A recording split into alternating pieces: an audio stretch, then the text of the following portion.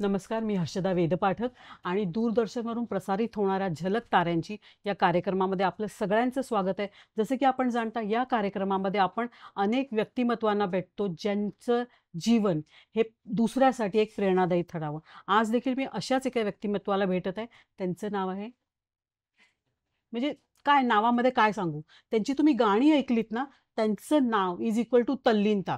आणि मी खरंच म्हणजे अगदी मोठेपणा नाही सांगत आहे, मी फक्त नाव सांगते. पद्मश्री डॉक्टर अनुराधा पौडवाल. काय वाटतं तुम्हाला?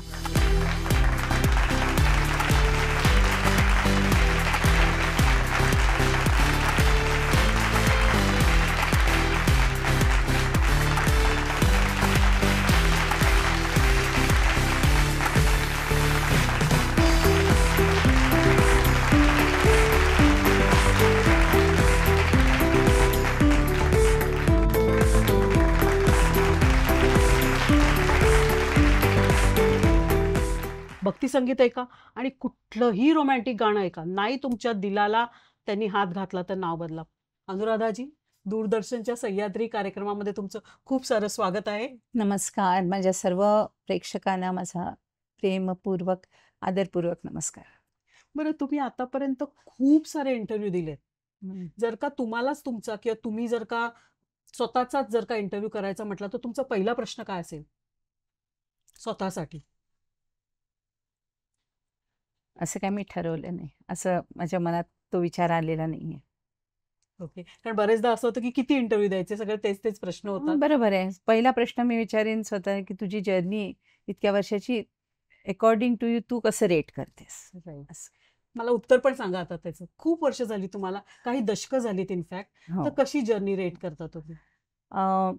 ॲज अ जर्नी मी म्हणेन की सर्वप्रथम तर माझ्या गुरु, माझे आई-वडील आणि माझे सासू-सासरे ह्यांना माझा साष्टांग दंडवत. कारण त्यांच्या आशीर्वादाने आणि खरोखरच त्यांच्या आशीर्वादाने मी एक सिंगर म्हणून मला मान्यता मिळाली. कारण आमचं ते कल्चर कधी नव्हतं. त्यामुळे मी फिल्म इंडस्ट्रीमध्ये येईन किंवा लाईमलाईटमध्ये येईन हे कधी म्हणजे अशी स्वप्न आम्ही बघायचंच नाही. I come from a middle class family आणि वडिलांचा जोर एज्युकेशनवर होता. तर असं सर्व असताना त्याच्यानंतर माझं लग्न झालं, मला मुलं झाली, तरीसुद्धा ती माझी फिल्म इंडस्ट्री आणि डिव्होशनलची जी जर्नी आहे ती कायम राहिली. आणि God has been really kind. कारण ज्यावेळेला मी फिल्म इंडस्ट्रीमध्ये होते त्याही वेळेला मला अतिशय उच्च पद आणि खूप ज्याला आपण म्हणू नंबर वन जी गाणी, त्यावेळची जी नंबर वन गाणी होती, जी आज पण नंबर वन आहे. ती जसं तुम्ही म्हणाल 90ची आहे किंवा बरवंदाबरोबरचा श्लोक जो मी गायले तो आजही लोकांना आठवण आहे. तर त्या वेळेला ज्या वेळेला मी तिथे गाणं गायलं त्यावेळेला तो it was always number one. तर ही एक असीम कृपा आहे. आणि ज्यावेळेला डिव्होशनलमध्ये मी ज्यावेळेला एंटर केलं, त्याही वेळेला म्हणजे अशी माझ्याकडनं भजनं किंवा आरत्या गाऊन घेतल्या. जसं गंगाजीची आरती तिथे गेले 40 वर्ष ती सकाळ संध्याकाळ तीच आरती तिथे चालते, ज्याच्यावर ते आरती करतात. मग बद्रीनाथ आहे, केदारनाथ आहे, वेगवेगळ्या देवळामध्ये. तर this is a very rare honour. असं नाही की नुसतंच काही ते गायलं आणि कुठेतरी काळामागे ते दडपून गेलं, असं नाही. तर it has been a very nice journey. खूप मला ह्याच्यामध्ये शिकायला मिळालं आणि सर्वच म्हणजे आयुष्यामध्ये पण मला खूप शिकायला मिळालं. सर्व रंग मी बघितले, सर्व पैलू मी बघितले. सुखाचे पण पैलू बघितले, दुःखाचे पण अतिरेक बघितला. आणि ह्या सर्वांमध्ये मला असं वाटतं की ह्यांच्या आशीर्वादाने आणि देवाच्या आशीर्वादामुळे I could maintain my balance. ते ते खूप नेसेसरी असतं. आपल्याला असं वाटतं की मनुष्य दुःखामध्ये एकदम तुटून जातो. नॉट ओन्ली दॅट, पण ज्यावेळेला त्याला सक्सेसचा उच्चांक ज्यावेळेला मिळतो, त्यावेळेला पण खूप लोकं हुरळून जातात. तर त्या दोन्हीमध्ये सुखदुःखामध्ये वेदर इट इज सांसारिक किंवा फिल्म्सच्या ह्याच्यामध्ये, सांगीतिक ह्याच्यामध्ये, तर सगळ्यात मोठी मला वाटतं ब्लेसिंग ही आहे, की अ, माझा बॅलन्स, समतोल कायम राहिला आणि म्हणजे ते त्यांच्या आशीर्वादाने. आणि आय एम व्हेरी हॅपी. म्हणजे ज्यावेळेला खूप गाणी मिळत होती त्यावेळेला पण I was very happy. I was satisfied. हॅपीपेक्षा सॅटिस्फाईड. आणि त्याच्यानंतर अ, कमी जास्त हे प्रत्येकाच्याच आयुष्यामध्ये त्याला एक्सेप्शन नाहीच आहे कोणी. तर अशा ह्याच्यामध्ये देखील आय एम सॅटिस्फाईड. आणि शेवटी कुठल्याही आर्टिस्ट ज्याचं आर्ट, म्हणजे कुठल्याही आर्टिस्टचं आर्टमध्ये जे खरे रंग जे येतात, ते फक्त सुखाने नाहीत, ते सुख-दुःखाने येतात. अगदी. कारण ते शेड्स असतात. ते प्रत्येक माणसाचं किंवा प्रत्येक आर्टिस्टचं जे आयुष्य असतं, ते इट्स लाइक अ कॅनव्हास. तर त्याच्यामध्ये जे शेड्स असतात, ते त्याच्या आलेल्या अनुभवावरनं आणि तुमचा त्याच्यावरती काय क्रिया आहे, दॅट इज त्याच्याने ते पिक्चर तयार होतं. अलका नाडकर्णी, म्युझिकचं काहीही माहिती नाही, संगीताचा पण माहिती नाही, हं. पडवालांच्या घरात लग्न करून येते. बरं, हा जो तुमचं ट्रान्सफॉर्मेशन आणि तुमचा संगीताचा प्रवास जो सुरू झाला, ते कसं काय झाला म्हणजे तुमचा पहिला श्लोक जो आहे? मी तुला सांगितलं ना हर्षदा, की आमच्या नाडकर्णी फॅमिलीमध्ये म्हणजे माझ्या आईकडनं, माझ्या आईला गायची खूप आवड होती. पण आवड म्हणजे आता कोणी सांगितलं, "एक जरा गाणं म्हणून दाखव." तिथपर्यंत तेवढीच. कधीही आमच्या फॅमिलीमध्ये माझ्या आईच्या आईला पण आवड होती. माझी आई ओंकारनाथ ठाकूरजींकडनं शिकली होती. तर त्यामुळे तिला वाटायचं, की नाही माझ्या मुलीचं एक तरी गाणं रेकॉर्ड व्हावं. हां, असं. तिची ती इच्छा होती. तर त्यामुळे खूप जास्त प्रोत्साहन नव्हतं म्हणजे माझ्या वडिलांकडनं वगैरे, कारण ते म्हणाले, "चांगल्या घरातल्या मुली गात नाहीत." तर त्यावेळेला फिल्म इंडस्ट्रीला फार वेगळ्या ह्याच्याने कन्झर्व्हेटिव्ह पद्धतीने बघितलं जायचं. आता आपल्याला घराघरामध्ये 3-4, 3-4 लोकं फिल्म इंडस्ट्रीमध्ये आहे, नाहीतर कुठल्या टीव्ही चॅनलमध्ये आहे. म्हणजे अगदी it's become a very common thing आता. तर त्याच्यामध्ये अरे बापरे! फिल्म इंडस्ट्रीमध्ये असा हा नाही, हो फिल्म इंडस्ट्रीमध्ये असं. तितकं चेंज झालेलं आहे. तर पण मला गाण्याची आवड होती. अतिशय मला गाण्याची आवड होती आणि तसं फॉर्मल ट्रेनिंगसाठी आई मला पाठवायची ते मोहन चिकरमनेजी म्हणून होते त्यांच्याकडे. पण काही वेळापूर्वीपर्यंत. तितकं सिरियसली मी नाही घेतलं. पण मला नंतर मी लताबाईंची भगवद्गीता रोज ऐकायचे आणि सारखं त्याच्याबरोबर गात राहायचे. त्याच्याने माझा व्हॉईस हळू डेव्हलप झाला आणि त्याचा मला फायदा मिळाला संस्कृतमध्ये, उच्चारणामध्ये. त्यानंतर माझं लग्न झालं अरुणजींबरोबर. त्यांची पण ओळख माझी झाली होती ती कुठल्यातरी एका प्रोग्रामच्या ह्याच्यामध्ये. आणि मग त्यांच्या फॅमिलीचं म्हणजे आमचं येणं-जाणं होतं एकमेकांच्या घरी. तर आमचे बाबा म्हणजे माझे सासरे, त्यांनी सांगितलं मागणी घालायला.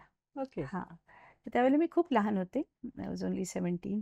म्हणजे 2 महिन्यातच 18 पूर्ण झाले. पण माझ्या अरुणजी तर फिल्म इंडस्ट्रीमधले होतेच. अतिशय उत्कृष्ट असे म्युझिक डायरेक्टर आणि त्यांना प्रचंड ज्ञान होतं, नॉलेज होतं. व्हेरी डेडिकेटेड आणि ऑफकोर्स म्युझिक कंपोजर होते, म्युझिक अरेंजर होते आणि बर्मन दादांकडे, बप्पीदांकडे आणि बऱ्याच लोकांकडे त्यांनी म्युझिक अरेंजमेंट हो. केली होती. आणि लताबाई, आशाबाईंबरोबर ते कायम वाजवायचे. त्यामुळे त्यांचं जे म्युझिक विषयी जे एक कॉन्सेप्ट असतो, जो सेन्स असतो, तो इथे होता. तर तसं त्याच्यानंतर मग मी कोइन्सिडेंटली बर्मंदांकडे अभिमान फिल्मसाठी मी एक श्लोक गायले, जो आधी it was suppose to be sung by Latabai. हां. कारण बट नॅचरल तर सगळीच गाणी लताबाईंची होती.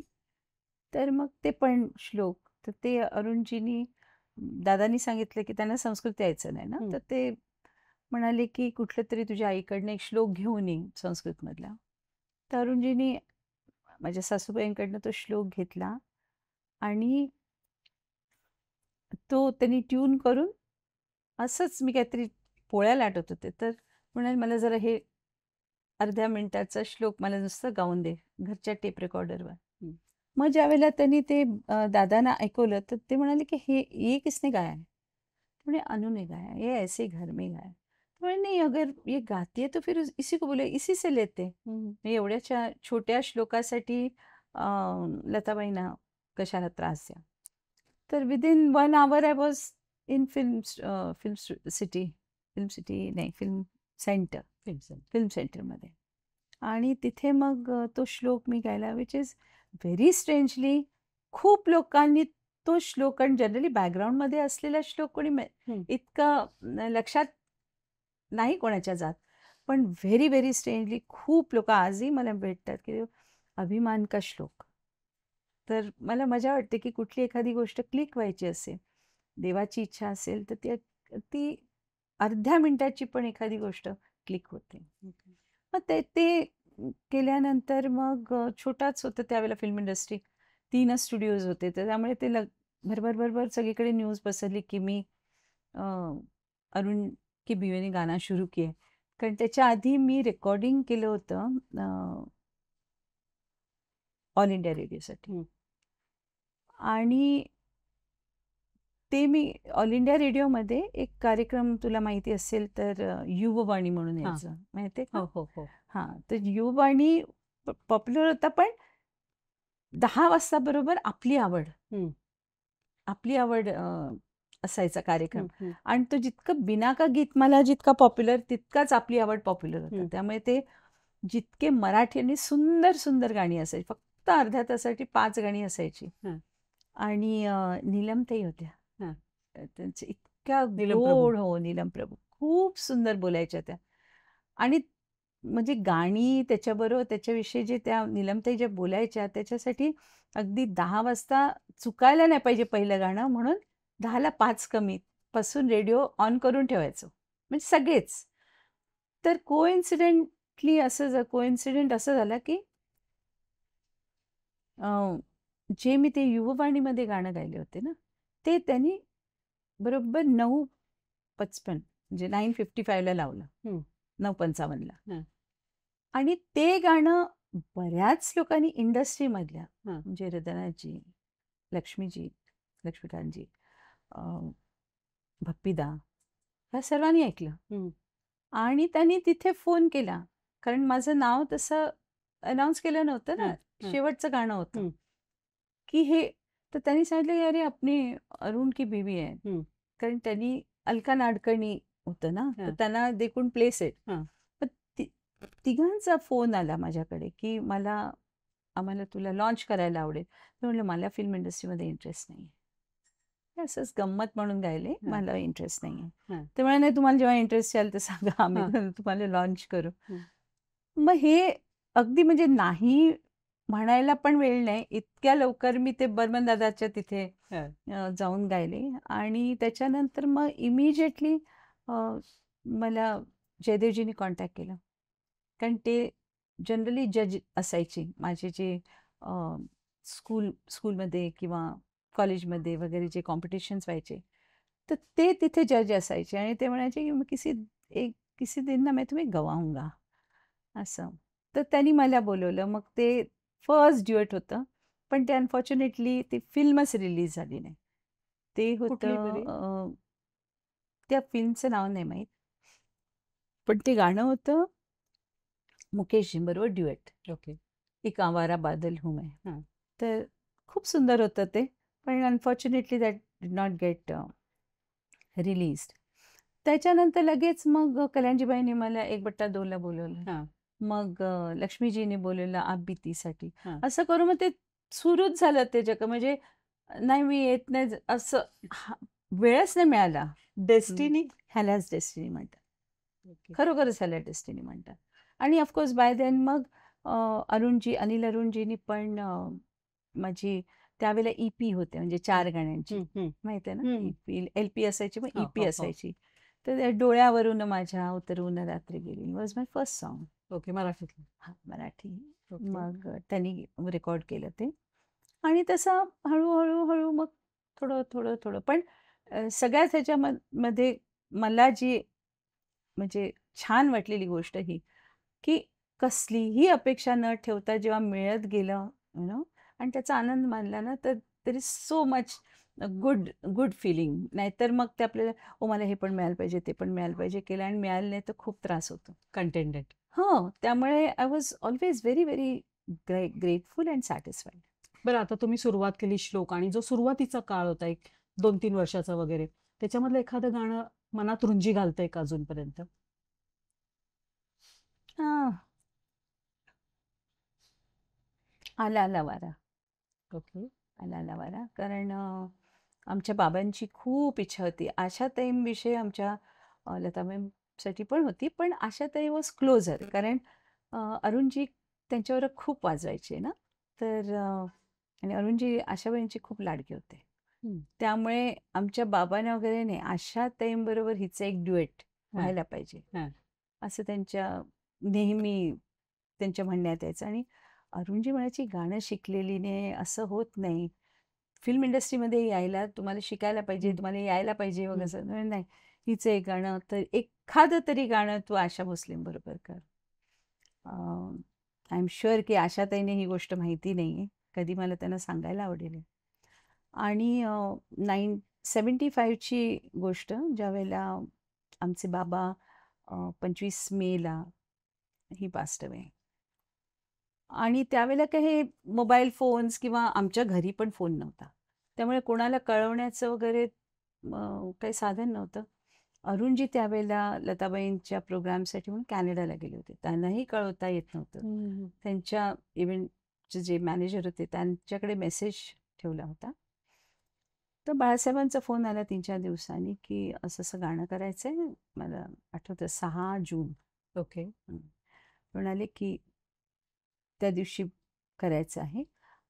आणि तर मी म्हटलं, "बाळासाहेब मी येऊ शकत नाही. असं-असं झालंय. तर एखाद दिवस मागे-पुढे होऊ शकतं का?" ते म्हणाले, "नाही ना, आशाताईंची डेट नाहीये." हं. तर मी म्हटलं, म्हणजे मला इट डिडंट स्ट्राइक मी. हां. तर मी म्हटलं, "का आशाताई?" तर म्हणे, "नाही, आशाताईंबरोबर ड्युएट आहे." वॉव! ओके. तर मग मी म्हटलं, "असं-असं झालेलं आहे." आणि त्याच दिवशी नेमकं बाबांचं 13वा दिवस येत होता. हां. तर माझ्या सासूबाईंनी विचारलं, "तू काय सांगितलं?" तर मी हं, म्हटलं, "आई मी कसं जाणार?" हं. तर म्हणे, "नाही, त्यांची इच्छा होती तुला गेलं पाहिजे." ओके. मग ते गाणं झालं. ते गाणं म्हणजे आला आला वारा. 1-2 लाईनी हो. गाऊ शकाल? हम्म.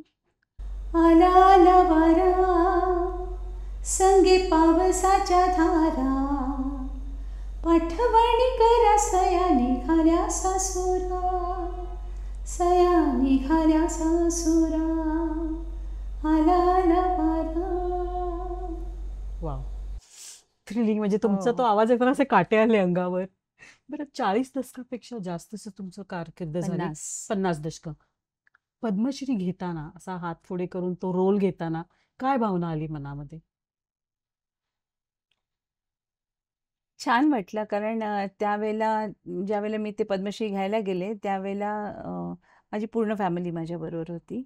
अ, आदित्य, कविता, अ, माझा नातू हे सगळेजण होते.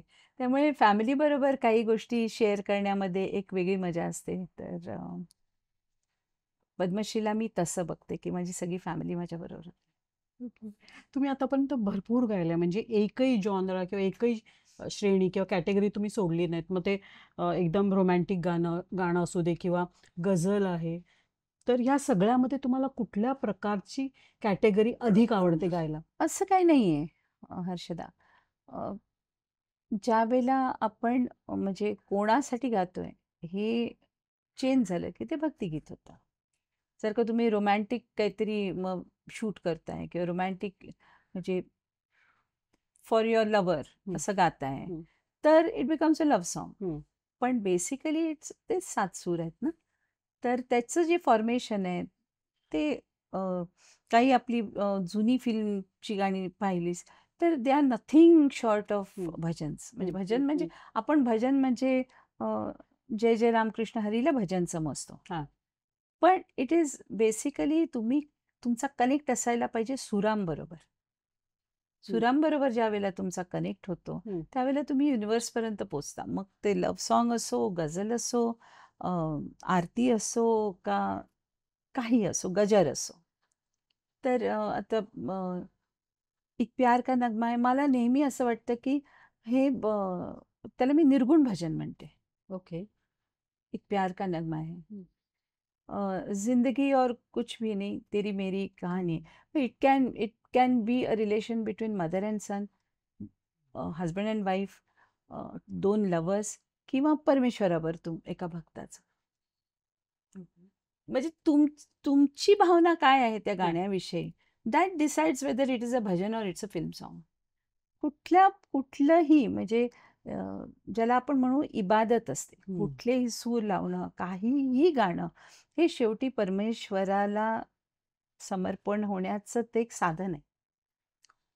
आणि देवाच्या मोठ्या मोठ्या पूजेमध्ये पण स्वर साधना, तर ते as it is a part of a puja. म्हणजे जसं पुष्प साधना आहे, तसं स्वर साधना आहे, जल साधना म्हणजे पाणी घालतो, हां, हां. पंचामृत घालतो, हं. तसं स्वरांनी पण त्यांचा अभिषेक होतो. वॉव! ओके. तुमच्या करिअर पाहता, तुमची फिल्मोग्राफी पाहता, तुमची गाण्यांची लिस्ट पाहता एक गोष्ट जाणवते. ते फिल्ममध्ये कलाकार लोकांच्या लक्षात नसतील. पण तुमचा आवाज, तुम्हाला मिळालेली गाणी फिनॉमिनली सक्सेसफुल झालीत. या गोष्टीकडे तुम्ही कसं पाहता? नाही, ते मी आधीच सांगितलं ना, की आय एम व्हेरी लकी, की तसं काहीही फॉर्मल ट्रेनिंग नसताना ज्या वेळेला जी गाणी मिळाली, तर ती अ, देवाच्या आशीर्वादाने ती व्यवस्थित करून घेतली गेली आणि ती लोकांपर्यंत पोचली. दुसरी गोष्ट which work to my advantage, की नुसतंच गाणी नाही, तर ज्या लोकांबरोबर मला गाण्याचा चान्स मिळाला, तर त्यावेळेचा तो गोल्डन इरा होता. आणि एक लताबाई सोडल्या, तर बाकी प्रत्येक आर्टिस्ट बरोबर प्रत्येक म्हणजे राईट फ्रॉम हेमंत कुमार, हेमंतजी, अ, रफी साहेब, किशोरदा, मुकेशजी, अ, तलत महमूद, सगळे जितके सिंगर, आशाताई तर झाल्याच, उषाताई आहेत, कृष्णा कल्ले आहेत, सुमनताई आहेत. प्रत्येक आर्टिस्ट बरोबर मला गाण्याची संधी मिळाली आणि त्याच्यामध्ये एक फार मोठी गोष्ट मला म्हणजे माझा फायदा ह्याच्यामध्ये झाला, की मला त्यांच्याकडनं संस्कार शिकायला मिळाले. हं. कारण त्यांचा अप्रोच इतका वेगळा होता. It was so humble. इतके हंबल होते ते, म्हणजे इतक्या लेव्हलला पोचल्यानंतर पण ते म्हणजे असे म्युझिक डायरेक्टर समोर असे वाकून रफी साहेब तसे एका छोट्या स्टुडंटसारखे बसायचे ते. तर ते अजूनपर्यंत माझ्याबरोबर राहिलेलं आहे. की artist should always be very humble. तर ते कल्चर एक माझ्याबरोबर म्हणजे त्यांचं गाणं तर आहेच. ते तर आज पण आपण ऐकतो, त्याच्याबरोबर शिकतो, त्याच्यावर गातो. पण रूबरू त्यांच्याबरोबर हे केल्याने आणि प्लस म्हणजे मदन मोहनजी आणि जयकिशनजी सोडले, तर जितके म्युझिक डायरेक्टर म्हणजे राईट फ्रॉम सी रामचंद्र, हां, जयदेवजी, सी रामचंद्र, बर्मन दाता झालं, त्यांनीच मला इंट्रोड्यूस केलं. अविनाश व्यास, सुधीर फडके, बाबूजी, उषा खन्नाजी, यू नेम इट, म्हणजे हं. पंचमदा आहेत, चित्रगुप्तजी आहेत. या रोशनजी बरोबर नाही, he passed away too soon. O P. Nayyar पण नाही ना? ओ.पी. नय्यर बरोबर. केलंय? हो, हो. ओके. 2 फिल्मसाठी ते. तर ह्या सगळ्यांबरोबर काम करण्याचा मला मौका मिळाला आणि इट इज लाइक म्हणजे एक डिव्हिनिटीनी तुम्हाला स्पर्श केल्यासारखं आहे ना. म्हणजे त्यांची गाणी, त्यांच्या त्यांच्या सान्निध्यामध्ये नौशादजींबरोबर मी हं, गायले. हं, हं. त्यांच्यावर पण मी गायले. तर सलील चौधरींचं एक गाणं गायलं. वाह! हां. तर समथिंग म्हणजे आज व्हेन आय लुक बॅक, तर मला असं वाटतं की देवा, म्हणजे तुझी किती असीम कृपा आहे. म्हणजे मी हे डिझर्व करायला खरंच माझ्याकडनं काहीच नाही केलेलं. हे फक्त तुमचा आशीर्वाद आहे. So I consider my self extremely lucky. म्हणजे चित्रपटाच्या संगीत इतिहासामध्ये जेवढी नामची नाव आहे, जेवढी सुवर्णकाळ हो, देणाऱ्यांची हो. नाव आहेत, सगळ्यांबरोबर तुम्ही सगळ्या. काम केलंय. तर शंकरजी किशोरमध्ये शंकरजी पण हां. हो, हो, हो. तर अशांमध्ये एवढे तुम्ही आता जेवढी नावं घेतली, सगळे मोठे लोकं आहेत. तर त्याच्यामधलं एखाद्याचं गाणं जे तुमच्या म्हणजे हा प्रश्नच मुळात छोटा आहे. एकदम छोटासा प्रश्न आहे. पण ते तुम्हाला फार कॉम्प्लिकेटेड होऊ शकेल.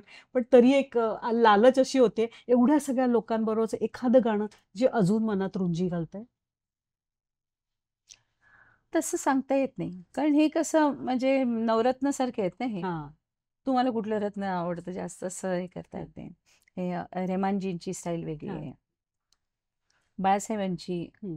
त्यांच्याबरोबर मी एकच गाणं गायलंय. हां. पण जे माझा व्हॉईस जो मोल्ड झाला लताबाईंची गाणी गाऊन, हां. ती मी मोस्टली बाळासाहेबांची हं. कंपोझिशन्स होती. हं. त्याच्यानंतर के. महावीरजी ह्यांची हां. कंपोझिशन्स हां. गाऊन. तर त्याच्यानी म्हणजे मला खूप खूप फायदा झाला आणि ऑफकोर्स लक्ष्मीकांत प्यारेलाल कारण त्यांच्याबरोबर मला खूप जास्त गाणी गायण्याचं संधी मिळाली मला. हं. हं. त्यामुळे त्यांची जी शब्दांची फेक आहे हं. किंवा एक ती स्टाईल जी आहे दॅट हं. Was very unique. हं.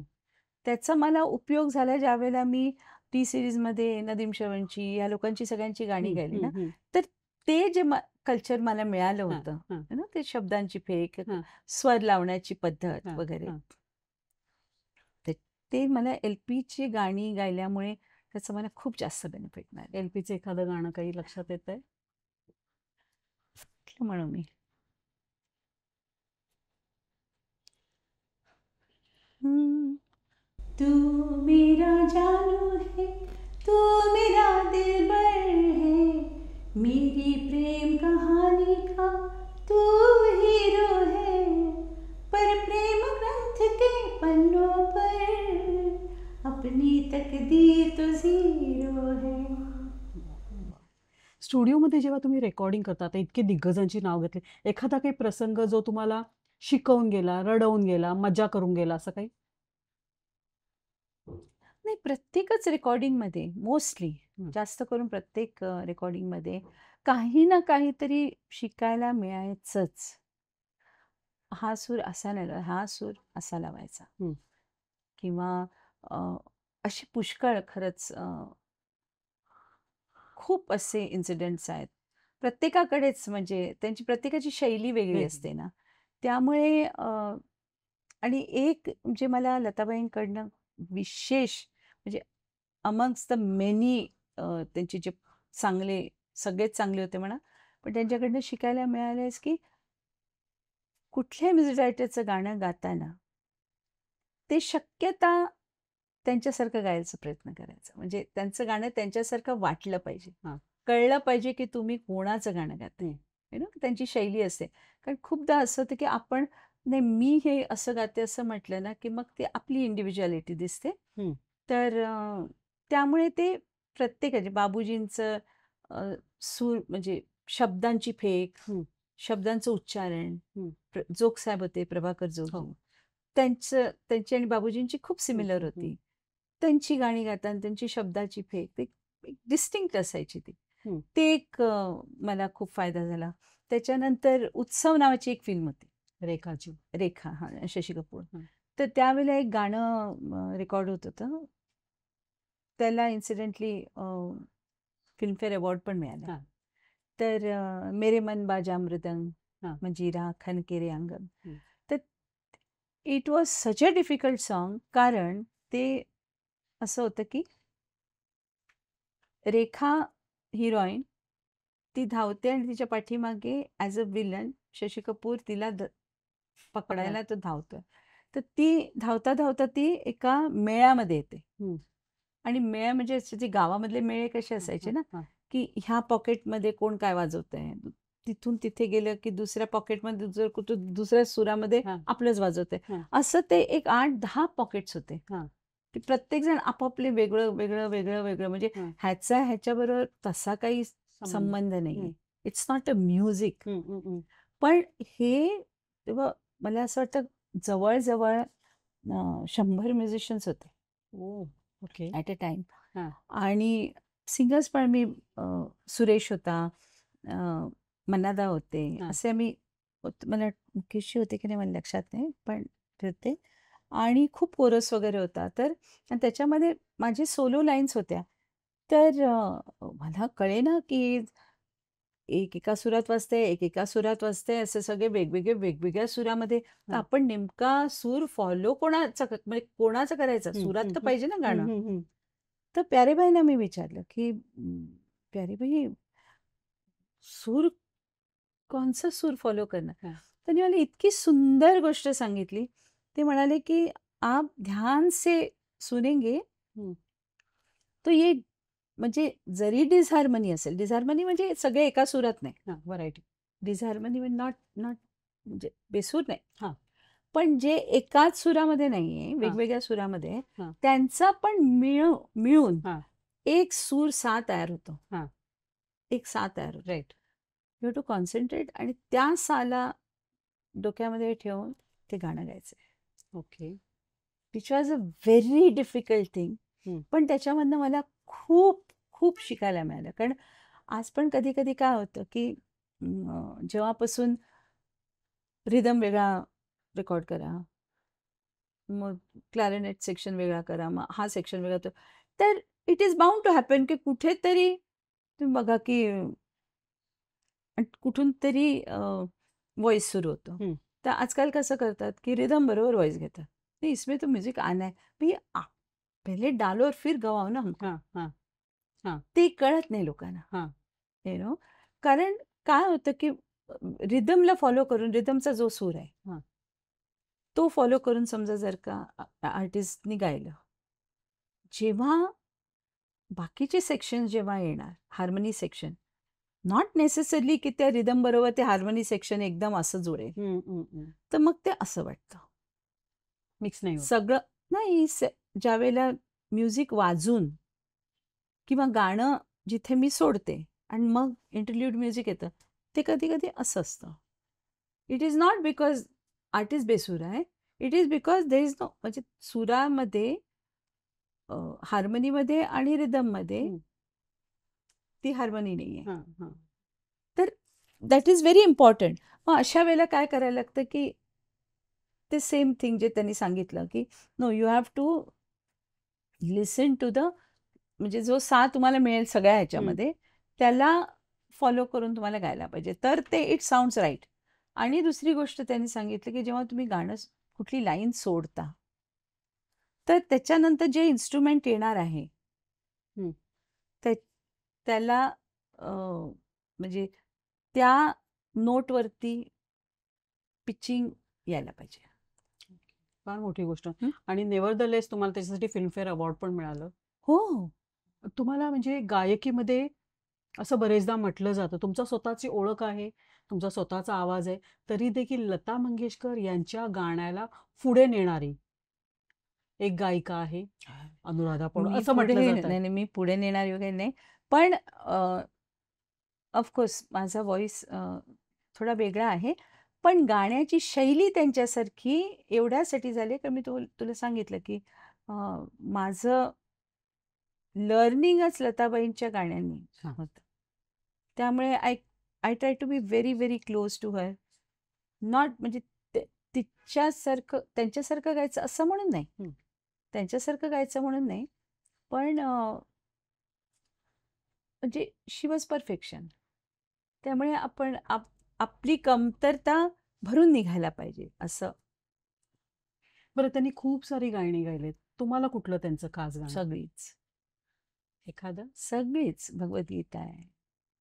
खूप म्हणजे जे जे त्यांच्याकडे जे आलं ते त्यांनी सोनंच केलं ना. अगदी. तुम्ही अनेक स्टेज शो पण केलेले आहेत. तशा वेळेला जी पब्लिक रिस्पॉन्स मिळतो तुम्हाला, असा काही एखादा मजेदार किंवा एखादा काही नाही जो तुम्हाला रिपीट मजेदार रिपीट मजेदार नाही पण जी गाणी मी स्टेजवर गाते ती जनरली खूप पॉप्युलर असली गाते. त्यामुळे जी ऑडियन्स असते, वेदर इट इज भजन और whether whatever it is, तर ते माझ्या बरोबरीने पण गातात. That is the beauty of live shows. बरं, तुम्ही जेव्हा भक्तिगीत गाता ते आम्हाला अगदी देवाच्या दरबारात तुम्ही नेऊन ठेवता. तो हे जे आमचं तुम्ही ट्रान्सफॉर्मेशन करता ॲज अ श्रोते. तर अशा वेळेला तुम्ही ॲज अ सिंगर ते कसं तुमचं ट्रान्सफॉर्मेशन तिथपर्यंत होतं? मी तुला सांगितलं की माझ्या आयुष्यामध्ये माझे म्हणजे on personal fronts I have been through a lot of pain. हं. तर जेव्हा जेव्हा माझ्यावर असा प्रसंग आला तर मी always I connected with Devi किंवा शंकराबरोबर किंवा असं म्हणजे हां. देवाच्या ह्याच्याबरोबर कनेक्शन माझं ते असं. त्यामुळे काय झालेलं आहे की आता ते माझ्या अंगामध्ये इतकं भिनलेलं आहे ते. तर ज्यावेळेला मी भजनाच्या कुठलंही भजन असतं किंवा कुठलं तर ते ऑटोमॅटिकली मी त्यांच्यावर पहिल्या सुरापासूनच कनेक्ट होते. म्हणजे मला वेगळ्याने आता मी कनेक्ट होणार असं नाही. ते ते ओके, ओके. भक्ती असं ठरवून होत नाही. Right. I always turn to God. त्यामुळे ते ऑटोमॅटिकली ते होतं. तुम्ही खूप सारी भक्तिगीतं गायली आहेत. म्हणजे मला वाटतं अनेकांची सकाळ तुमच्या गाण्याशिवाय सुरू होत नसेल. अशा वेळेला तुमचं फेव्हरेट भक्तिगीत कुठलं आहे? आणि मला 2 ओळी फक्त. सगळी मला आवडतात, पण आय बिकम व्हेरी इमोशनल ज्यावेळेला मी हरिद्वारला जाते आणि ज्यावेळेला लाखो लोकं म्हणजे काय त्या जागेचं म्हणजे कमाल आहे, की जितकी आता जवळ-जवळ 40 वर्ष मी वर्षातून ॲटलीस्ट 2दा जाते. तिथे ज्यावेळेला गंगेची आरती होते सकाळ-संध्याकाळ 2-2.5 लाख लोकं तरी तिथे हो, असतात. हो. हां. आणि ते मी गायलेली गंगेची आरती लावतात आणि मग त्याच्यावरती आरती करतात. प्रत्येक वेळेला ते मी जेव्हा ऐकते, नॉट ॲज अनुराधा पौडवाल, पण मग I am move to tears म्हणजे माझं डोळ्यातून घागा पाणी व्हायला लागतं. एखादे काही भक्तिगीताचे 2 ओळी ऐकवू शकाल? शकली तुम्हारी इच्छा इच्छा मोई तारा তুমি তোমার কর্ম তুমি করো মা লোকে বলে করি আমি সকলি তোমারি ইচ্ছা.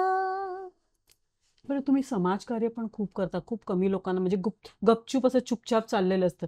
Not for publicizing myself, पण खूप असे लोक आहेत ज्यांना काहीतरी करायचं असतं. They want to donate somewhere, पण त्यांना माहिती नाही कुठे डोनेट करायचं. कारण हं. पुष्कळ वेळेला त्यांना वेगळे अनुभव आलेले असतात. अशा वेळेला जसं त्या ज्यावेळेला कोविडच्या वेळेला होय. ऑक्सिजनचे हे कमी होते ना, सिलेंडर. काय सिलेंडर्स म्हणतात नाही, ऑक्सिजन सिलेंडर नाही. तर ते त्यावेळेला भयंकर महाग असायचे आणि मिळत नव्हते. ऑक्सिजन कॉन्सन्ट्रेटर्स का असं काहीतरी मला हां, वाटतं. हां. तर त्यावेळेला जे हॉस्पिटलमध्ये मी गेले होते ते व्हॅक्सिनेशनसाठी. तर सहज मी विचारलं, काही तुम्हाला कसली गरज असेल तर मला कळवा. हं, तर म्हणाले, ताई आमच्याकडे ऑक्सिजन कॉन्सन्ट्रेटर्स नाही आहेत. हं. तर मी सुनीलजी म्हणून आहेत, तर त्यांना मी सांगितलं, "दादा मला काही करंट मी ॲटलीस्ट त्यावेळेला अरुणजींचा बर्थडे आम्ही साजरा. म्हणजे साजरा करत होतो. त्याच्या निमित्ताने काहीतरी डोनेट करायचं. तर त्यांनी मला I manage to get 4 pieces आणि मग त्यांनी त्याचं थोडंसं कुठेतरी न्यूज दिली. मला वाटतं मिड डेमध्ये दिली, कशामध्ये तरी दिली, की आम्ही जे डॉक्टर्सना बोलवून त्यांना ते वी डोनेटेड दॅट. त्याच्यानंतर त्या डॉक्टरांचा मला फोन आला. म्हणाले, "ताई तुम्ही 4 डोनेट केल्यानंतर तिसऱ्या दिवशी आमच्याकडे 45 आले." वॉव! म्हणजे एक पण नव्हता. हां. तर कधी-कधी पब्लिसिटी केल्याने लोकांना एकदा अरे, ह्यांनी इथे दिलं म्हणजे ह्यांना गरज आहे, तर आपण पण असं हं, करू हं. शकतो. हं, हं, हं. You no? तर आणि आपल्याला असं वाटतं, की अरे मोठे-मोठे हॉस्पिटल पण they have there set of difficulties. आणि सुरुवातीला we help them with a lot of PPE kits. त्याच्यानंतर बनारसला नव्हते ते हं, ऑक्सिजन हं, हं, कॉन्सन्ट्रेटर्स. हं, तिथे आम्ही त्यांना डोनेट केले, हं, तिथल्या हॉस्पिटल्समध्ये. हं. पण ह्या सगळ्या गोष्टी एवढ्यासाठी असतात, ते आपल्या प्रचारासाठी नसतं. ज्यांना कोणाला द्यायचं आहे ते देऊ शकतात. हां. ही त्याच्यामागची भावना. तुमची अनेक गाणी रिमिक्स झालेली आहेत आणि दुसऱ्यांची पण होतात. जुनी गाणी आणि नवीन गाणी याच्याकडे तुम्ही कसे पाहता? ते नवीन रिमिक्स साठी म्हणजे मला फार प्रेम नाहीये. कारण मला असं वाटतं की काही तुम्ही रिमिक्स जरी केलं तरी पण त्याच्यामध्ये ज्यांनी कंपोज केलंय ना, त्याच्या सेंटिमेंट्सला, इमोशन्स आणि त्या गाण्याच्या आत्म्याला ना धक्का नाही पोचता कामा. हं. Because you are not trying to prove की आम्हाला तुमच्यापेक्षा जास्त अक्कल आहे, हं, राईट? हं, हं. You are just giving it another form, हां. नाही का? म्हणजे एखाद्या पैठणीला जे राजे रजवाड्यांमध्ये घातले हां, जायचे, हां, त्याला जर का तुम्ही आता आता आपण बघतो काही दुकान आहे जे चप्पल बनवतात हां, त्याची, हां. हां, पैठणीचं. मग त्याचे काय हाफ पॅन्ट बनवतात. You can mess up like हां, दॅट. हां. तो प्रकार मला नाही आवडत. चप्पल, पैठणीची चप्पल आपण म्हणजे साठणीमध्ये ठेवतो नाही हो, का? हो, हो. की ही माझ्या मुलीला, मग परंपरा. तिच्या मुलीला देऊ असं म्हणून आपण म्हणजे हं. We are grown up like that. हां. असं. पण लोकांना ती पण मजा वाटते चप्पल त्याची घालायला. तुमच्या घरातून जो पाठिंबा होता तो म्हणजे तसाच लागला. आता कसं की नाही इसको फोन करो, उसको फोन करो.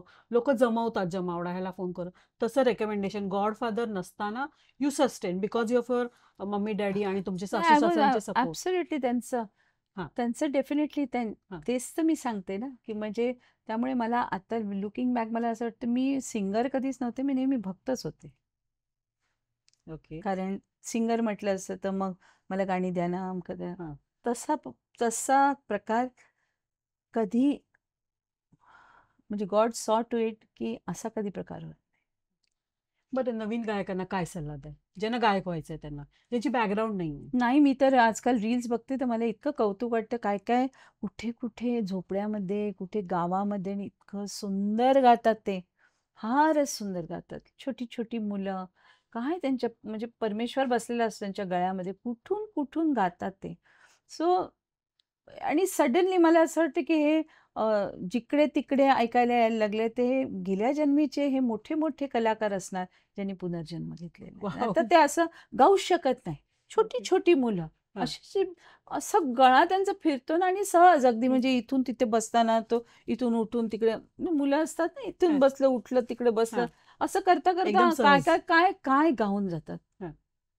म्हणजे इट इज अनबिलिव्हेबल. म्हणजे आपण अशा वेळेला यू रिअलाइज की आपण ह्या गोष्टीला अ, जी सरस्वती ती कुठेही होऊ शकते. यू नो म्हणजे तिचा उगम कुठेही असू शकतो. त्याला आपण कधी-कधी इंडस्ट्रीमध्ये किती आपण उगाचचा बाऊ करतो आणि लोकांना डोक्यावर चढून बसवतो. तसं मला वाटतं म्हणजे we should be ashamed of it नाही का? म्हणजे आपल्यापेक्षा कितीतरी पटीने खूप चांगली गाणारी मुलं आहेत, लोकं आहेत. इट्स जस्ट दॅट की राईट टाईमला, राईट अपॉर्च्युनिटीला ज्यावेळेला यू आर नोटिस्ड, त्यावेळेला तुमचं नाव होतं. अनुराधा पौडवाल गायिका नसत्या तर काय असते? नाही ते बहुतेक मी शेफ झाले असते बहुतेक. हो. कारण मला जेवणाची खूप आवड हं. आहे. जेवण बनवायची. ओके. Very interested. काहीतरी पण anything to do with art. पण हं. हे नसती झाली म्हणण्याचा प्रश्नच येत नाही कारण he had different things in mind. Okay. तुम्ही स्वतः देखील गाणी ऐकता, स्वतःला अप टू डेट करण्यासाठी? पूर्ण दिवस ऐकते मी गाणी. ओके. त्याच्यामध्ये काही स्पेसिफिक पसंत आहे का नाही तुमची? काहीही, एनिथिंग. विच त्यावेळेला आपले पण ॲज ह्युमन बीइंग्स आपले मूड वेगवेगळ्या वेळेला वेगवेगळे असतात. त्यावेळेला आपल्याला जे ऐकावंसं वाटतं ते ऐकायचं. ओके. त्याच्यामध्ये जर का एखादी गोष्ट म्हणजे आताचं म्युझिक कसं वाटतं तुम्हाला? छान तांत्रिक आहे ना. वाटतं का? नाही, नाही, फार इन्स्ट्रुमेंटल? नाही. असं आहे की काही वाह्यात गाणी सोडली, तर हं. बाकी जी मेलोडियस गाणी आहेत, ती त्या आर्टिस्टनी छान गायलेलं आहे. हं, हं, you know they have done justice to it म्हणूनच ती पॉप्युलर झाली आहेत ना. हं, हं. तर I give them full credit. जे आजची पण जी लोकं आहेत ती आणि इट्स नाईस. कारकिर्दीमध्ये असं कधी झालंय का, की अरे हे गाणं मला मिळालं असतं नाही, ना? कधीच नाही. कधीच नाही. ओके. कधीच नाही असं झालं आणि आय एम व्हेरी हॅपी. कारण नाहीतर अगदी शुअर शॉर्ट फॉर्म्युला दुःखी राहण्याचा. ओके. किंवा एखादं दुसऱ्याचं गाणं तुम्हाला फार आवडलं असं कधी झालंय का? हो, पण मला ते अरे मी गायले असं हा हा हं. त्याच्यामध्ये कोशंट येत नाही. हां. ओके. मग एका दुसऱ्या गायिकेचं एखादं गाणं तुम्हाला फार आवडलं, असं कोणतं गाणं आहे? खूप आहेत. खूप आहेत अशी. लताबाईंची तर सगळीच आहे. अगदी, आशाताईंची पण खूप सुंदर अगदी. सुंदर गाणी हां, आहेत. सुमनताईंची खूप छान छान गाणी आहेत. हां. यू नो मग मला वाटतं सुधा मल्होत्रांनी शुक्रतारा जेव्हा की ते रेकॉर्डसाठी मी गायले. हां. त्यांनी रेडिओसाठी गायलेलं. ओके. हां. पण त्यांनी खूप सुंदर हो, गायलंय हो, ते. हो. स्वरसंगम कसूर संगम नावाची एक एक चित्रपट होता. हां, त्याच्यामध्ये कवितांनी अ, ओम नमः शिवाय नावाचं एक गाणं हां. आहे. ते खूप सुंदर गायलंय त्यांनी. अलकानी पण खूप गाणी तिला खूप सुटेबल झाले. छान गायले. साधनानी पण खूप छान गायली.